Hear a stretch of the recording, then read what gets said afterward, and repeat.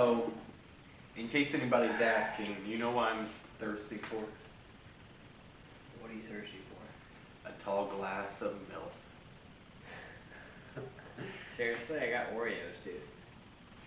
Oh. But I don't have milk. But they go together really well because I'm craving Oreos, you're craving milk. That's why we're best friends. Yeah. Oh, you said milk. Okay. Now we're on the same page. I don't know. I got confused for a second.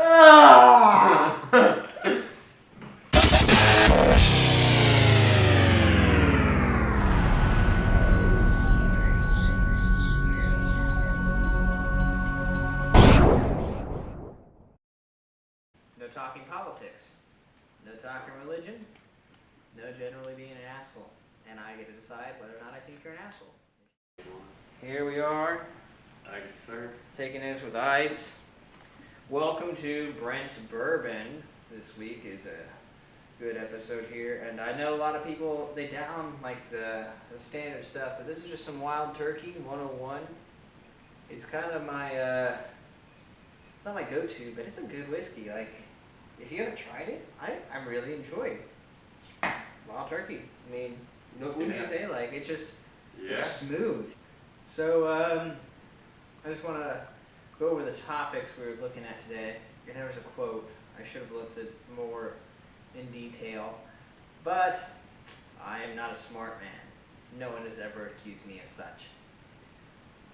I know the quote goes something like, strong men create good times create weak men, and weak men create hard times create strong men. Yes. And it's like a circle. You've heard this quote before? Yeah, you told me a few days Oh. Anyway, with this quote, I'm wondering, like, in this circle, where are we at today, and why? Like, do you think we're at the point where like we're creating strong men because we're in hard times, or do you think we just had a lot of good times and now we're making some really weak men? Are you asking me directly? Yeah, I want your opinion on it. That's a good place to start. Well, I'm a man, and if you make me hard, does that? No. I like where that was going. I mean, what? No. I think we're transitioning into the phase of creating a weaker generation. I don't know if I'm just getting to be the old cynical guy that's like trashing the Gen Zs out there that are like always on their TikTok videos and they just like, oh hey, I need a bite to eat, so let me just DoorDash something and just Right. mortgage my future over, to get hamburger right now because I'm too lazy to go. So in a way, you think we're spoiled? Is probably the best way to say it.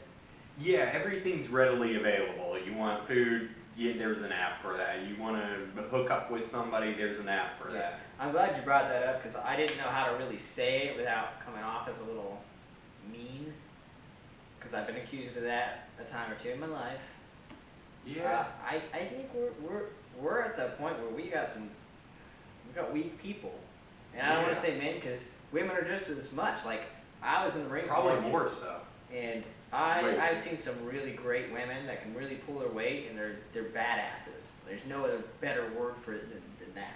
Yeah, because some have a lot of weight to pull. Right. No, I'm being serious. There are some badass women in the military, and kudos to those girls. But we also got to realize we got some weak men. We got weak people in general. I think we're at the weak point, and weak creates bad times. I think that is the circle, and I think that we're about to, because of that.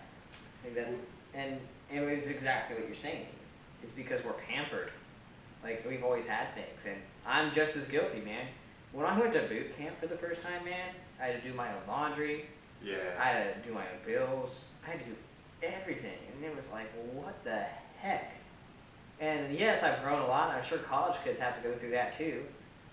But man, like it was a wake up call. It was a hard wake up call, and I almost didn't even like make it because of how hard that wake up call was. Yeah. So recently in the news, a Olympic hopeful or Olympic nom. I wish I I was smarter and actually did my research on this.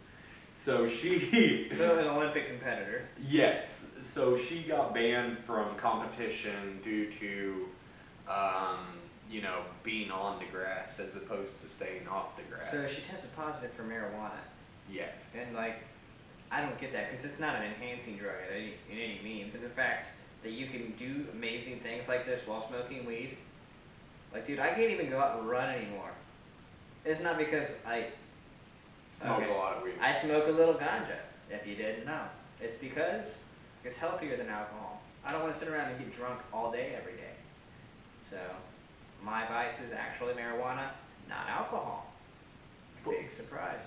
Plus, marijuana feels great when you smoke. Well, it doesn't have all the repercussions like high blood pressure, and you don't die from being addicted to it. True. So those are two very big positives. You look at Willie Nelson. That motherfucker is 87 years old. He smoked every day. You look at the world's fastest runner. Okay, who was that? Google it. Smoked weed. The world's fastest swimmer. I don't remember because my mind's fried. He smoked weed. I don't know, but I do know Michael Phelps did smoke weed. That's who it was. He tested positive for it, and they did the exact same thing to him. And honestly, I just don't know if it's right. Like, that's not an enhancement drug by any means. If they tested positive for alcohol, would they just kick them out of the Olympics? Think about that. Like, I'm just curious, like, why is marijuana wrong? It's because of our generation. The previous generations have been told that it's evil, you're terrible because you're not obeying the government. It wasn't that bad up until I think it got lumped in with the rest of the drugs. So during the prohibition, alcohol, they tried outlawing it. It ran rampant. People were crazy. During that time, a lot of illegal drugs came and found their way into America. Yes.